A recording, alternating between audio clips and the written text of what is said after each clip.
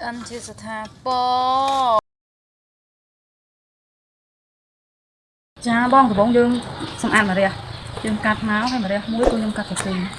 dương ska snow về ska snow hai dương cắt phải sạch hai cả sầu xong làm nhóm mà đây nhóm sầu hai bàn nhóm gió mà nhóm sạch trụ đậm bậy ấy tí muối xong ăn chít pol bàn mực này tí phí cứ còn ấy mà đây lô bình bậy cha bong ôn sầmรับเครื่องซ้อมคือรวยรวยจิกาสลัดเนยแต่สลอเต้មានសាច់ជ្រូក3ជាន់ចិញ្ច្រាំស្លឹកខ្ទឹមសខ្ទឹមក្រហមចាំឲ្យម៉ត់ដូចគ្នាមានស្ករត្នោតដាក់អំបិលបន្តិចអត់ដាក់ច្រើនទេអំបិលដោយសារយើងប្រើរ៉ូឌីទឹកត្រីប្រេងខ្យងហើយនឹងតាគីអញ្ចឹងអត់ប្រើអំបិលច្រើនទេមានស្ករត្នោតអំបិលទឹកប្រេងខ្យងទឹកត្រីរ៉ូឌីប៊ីចេងម្រេចហើយនេះគឺផ្សិតក្រៀមចិញ្ច្រាំសឹកត្រជាកដោចិញ្ច្រាំដូចគ្នាមានចិញ្ច្រាំមានអត់ចិញ្ច្រាំហើយពងទាគឺយើងយកតែក្រហមទេដើម្បីដាក់លាជាមួយសាច់ណាអានេះគឺអីគេមីសួរត្រាំឲ្យរីកច្រាំដើម្បីឲ្យលាយសាច់ទៅគឺវាស្អិតជាប់គ្នាវាយើងញាត់ទៅវាអត់ល្បះណាចាំទស្សនាទាំងអស់គ្នាហើយនេះគឺម្រះតែសម្រាប់ម្រះខ្ញុំគឺអត់ទាន់បានស្រស់ទេគឺស្រស់ប៉ុណ្ណឹងបានហើយបងប្អូនស្រង់វាទុក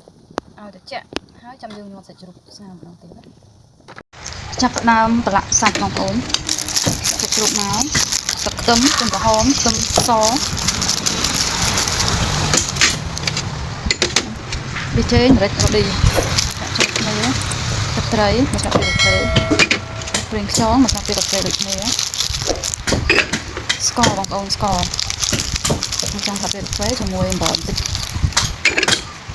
ណានេះគឺហេប៊ីជាមួយមីស៊ូអញ្ច្រាំ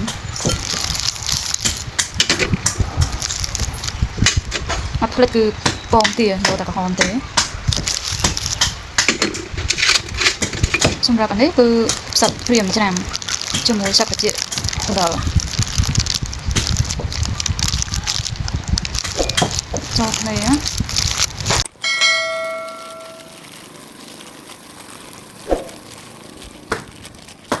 ច្បងសពហើយគឺយើងទុកឲ្យវាមកសទុះឲ្យវាចូលជាតិ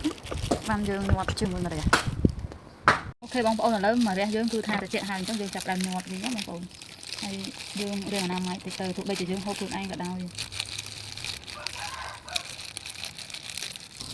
អត់អស់ទេបងប្អូនអើយសាច់នៅសល់អញ្ចឹងសាច់ហ្នឹងសម្រាប់ទុកពេលយើងដាក់ស្ងោរយើងបងនឹងទឹកយើងបងសាច់ដើម្បីឲ្យទឹកវាមានជាតិណាព្រោះបើចាំចាញ់ពីម្រះគឺវាអត់រសជាតិហ្នឹងគឺវាសាបហើយអញ្ចឹងតតែជំនួយពីខាងក្រៅអូខេសាច់សច្រើនដែរ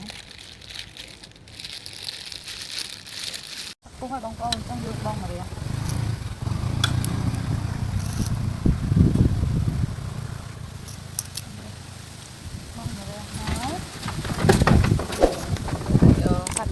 គឺយើងដាក់បងហើយយើងក្របវាឲ្យពុះសិនបងប្អូនពុះឲ្យបងប្អូនពុះឲ្យអញ្ចឹងយើងឃើញពុះវាបងប្អូនអាហ្នឹងគឺយើងស្រង់ចោលបងប្អូនយើងស្រង់ចោលយើងអត់ទុកទេ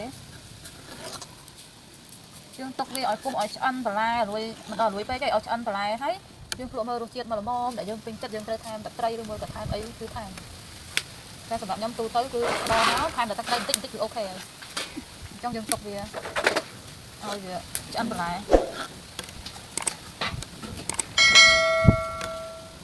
ពុះឲ្យបងប្អូនពុះឲ្យអញ្ចឹងយើងឃើញពុះវាបងប្អូនអាហ្នឹងគឺយើងស្រង់ចោលបងប្អូនយើងស្រង់ចោលយើងអត់ទុកទេយើងទុកវាឲ្យពុះឲ្យឆ្អិនបន្លែរួយមិនដល់រួយពេកទេឲ្យឆ្អិនបន្លែហើយយើងភ្លក់មើលរសជាតិមកល្មមដែលយើងពេញចិត្តយើងត្រូវថែមទឹកត្រីឬមួយក៏ថែមអីគឺថែមតែសម្រាប់ខ្ញុំទូទៅគឺដល់មកថែមតែទឹកត្រីបន្តិចគឺអូខេហើយអញ្ចឹងយើងទុកវាឲ្យវាឆ្អិនបន្លែ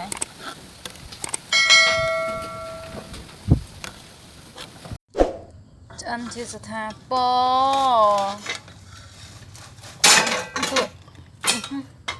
អីឆ្អិនល្មមបងប្អូនហើយមើលនេះ